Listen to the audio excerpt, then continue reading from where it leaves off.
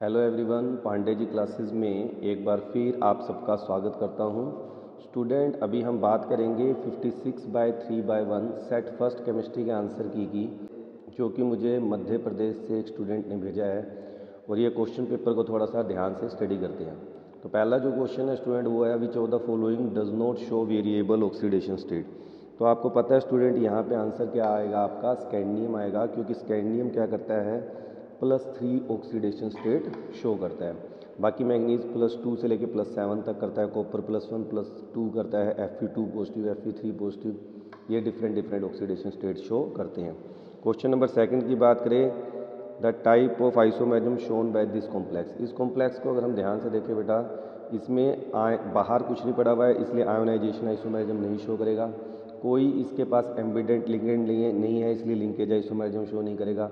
Coordination isomerism तब show करता है जब दो कॉम्प्लेक्स पेयर हों, तो इसलिए आपको ऑप्शन बी ही क्या होगा, करेक्ट होगा। क्वेश्चन नंबर थर्ड को देखें बेटा, which of the following is a diamagnetic in nature. तो डायमैग्नेटिक के लिए क्या होना चाहिए, पेयर्ड होने चाहिए। अब कोबाल्ट 3 पॉजिटिव में 3d6 होता है। अब अगर डी के अंदर 6 इलेक्ट्रॉन हैं, पेयर्ड कब होंगे, जब कोई स्ट्रॉन्ग फील्ड लिगेंड होगा। तो स्ट्रॉन्ग फील्ड लिगेंड हमारे पास होना चाहिए, तभी ये पॉसिबल है, तो इसलिए ऑप्शन ए क्या है आपका, करेक्ट है। क्वेश्चन नंबर 4 को देखें तो क्या कह रहा है, कंसीडर द फॉलोइंग रिएक्शन। तो यहाँ पे Cl है और ये KCN है। Cl की जगह क्या आ जाएगा, Cn आ जाएगा, मगर इस Cl की जगह नहीं आएगा, क्योंकि ये वाला जो Cl है बेटा, ये किस में इन्वॉल्व हो जाएगा, रेजोनेंस में। तो पार्शियली डबल बॉन्ड करेक्टर होने की वजह से इस Cl की जगह Cn नहीं आएगा, इसलिए आपको ऑप्शन सी क्या आएगा यहाँ पे, करेक्ट आएगा।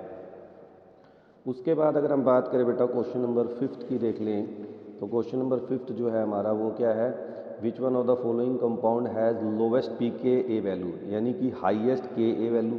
Ka की वैल्यू ज़्यादा का मतलब स्ट्रॉन्गर एसिड, तो सबसे स्ट्रॉन्गर कौन होगा स्टूडेंट, 2,4,6 ट्राईनाइट्रोफिनोल, क्योंकि इसमें क्या है, मैक्सिमम -I इफेक्ट लग रहा है। अब क्वेश्चन नंबर 6 को देख ले बेटा, तो ये क्या कह रहा है कि following compound when treated with HI। जब ईथर को हम HI के साथ ट्रीट करते हैं तो आयोडीन किस पे जाएगा, स्मॉलर पे, मिथाइल पे, क्योंकि ये सेकेंडरी है और ये क्या है, मिथाइल है। तो SN2 मैकेनिज्म के थ्रू आयोडीन यहाँ चला जाएगा, इसलिए आपको ऑप्शन बी क्या होगा यहाँ पर, करेक्ट होगा। अब क्वेश्चन नंबर 7 की बात करें बेटा, तो 7th में क्या कह रहा है, which of the following compound on treatment with benzene sulphonyl chloride form alkali soluble precipitate. तो आपको पता है ऐसा कब होता है, प्राइमरी अमीन के साथ। तो इन सब में जो प्राइमरी अमीन है वो हमारा ऑप्शन डी है, तो इसलिए आपको ऑप्शन डी क्या है यहाँ पे, करेक्ट होगा। नेक्स्ट में हम बात कर रहे हैं बेसिक करैक्टर की। तो आपको पता है जब मिथाइल ग्रुप आता है और एक्वस मीडियम आता है तो हमारा ऑर्डर का ट्रेंड होता है सेकेंडरी, फिर प्राइमरी, फिर टर्शरी। और यहाँ पे आपको जो एक और कंपाउंड दे रखा है एनिलीन, एलिनिन, क्योंकि सबसे वीक होता है, इसलिए आपका ऑप्शन क्या आ जाएगा, फर्स्ट क्या है यहाँ पे, करेक्ट है। क्वेश्चन नंबर बेटा 9 को देखिए तो पूछा गया है vitamin which play an important role in coagulation blood is. तो आप सबको पता है विटामिन के होता है। क्वेश्चन नंबर 10 की बात करें, when a catalyst increase the rate of chemical reaction then rate constant also increases, क्योंकि rate constant directly proportional to rate of reaction. उसके बाद अगर हम क्वेश्चन नंबर 11 की बात करें बेटा, तो आपको आइसोटोनिक सॉल्यूशन गिवन है और पूछा है मोलिकुलर मास निकालो। तो इस टाइप के क्वेश्चन बाकी सेट में भी आ चुके हैं। तो 1/m1 कर लेंगे, 6% दे रखा है, 6/342। 342 क्या है, सुक्रोज का मोलिकुलर वेट। तो वहाँ से जो m1 की वैल्यू आएगी 57 आएगी, इसलिए आपको ऑप्शन बी क्या है, करेक्ट है। नेक्स्ट क्वेश्चन 12 देखें, थोड़ा सा ट्रिकी क्वेश्चन है। During the electrolysis of aqueous NaCl। Option अगर ये दिया होता कि हाइड्रोजन गैस लिब्रिएट होगी तो फटाफट बच्चा जवाब दे देता। अब आपको पता है यहाँ पे वाटर की रिडक्शन होगी और वाटर कन्वर्ट हो जाएगा hydrogen plus OH negative ion.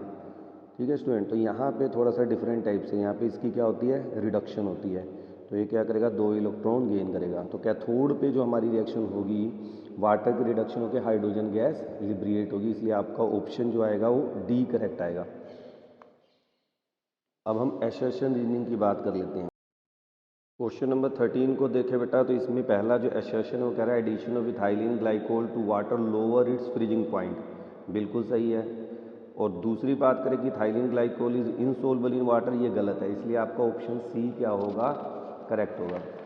Number 14 की, तो 14 में जो एसर्शन है स्टूडेंट वो क्या दे रहा है, वो कह रहा है कि order of reaction and molecularity are always same for the complex reaction. बिल्कुल सही है। But order is determined experimentally and molecularity is applicable only for elementary reaction, ये भी सही है, मगर एक दूसरे का एग्जैक्ट एक्सप्लेनेशन नहीं है, इसलिए ऑप्शन बी आपका यहाँ पे क्या आएगा, करेक्ट आएगा। क्वेश्चन नंबर 15 की बात करें, boiling point of ethanol is higher than that of di methyl ether, बिल्कुल सही आंसर है। इसके रीज़न की बात करें, ethanol molecule are associated through hydrogen bonding whereas di methyl ether is not, ये भी बिल्कुल सही है, तो दोनों बिल्कुल सही है और पहले का ये सही क्या है, एक्सप्लेनेशन भी है, इसलिए ऑप्शन ए आपका आएगा। 16 की बात करें, aniline does not undergo Friedel craft reaction, बिल्कुल सही बात कह रहा है। Friedel craft reaction is electrophilic substitution reaction, ये भी सही कह रहा है, मगर एक दूसरे का सही एक्सप्लेनेशन नहीं है, इसलिए ऑप्शन बी आपका क्या आएगा, करेक्ट आएगा। अगर आपके पास कोई और सेट है स्टूडेंट, तो वो आप मुझे PDF फाइल को भेज सकते हैं, मगर उससे पहले आप प्लेलिस्ट जरूर सर्च कर लें, अगर वो आपके पास एप्लीकेबल है तो उसका सोल्यूशन मैं दे चुका हूँ, और आपको लगता है प्लेलिस्ट में वो नहीं है तो आप मुझे उसका PDF भेजें, मैं आपको उसका सोल्यूशन ज़रूर भेजूँगा। Thank you, have a nice day.